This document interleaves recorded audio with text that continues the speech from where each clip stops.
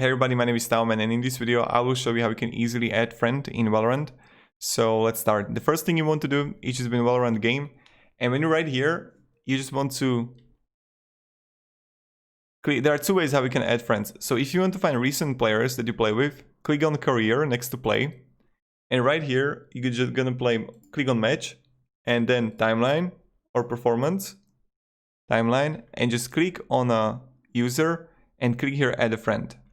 Or the second way is just click on the tab, and you're gonna see right here add a friend, and you just add here riot ID and tagline that he needs to give you.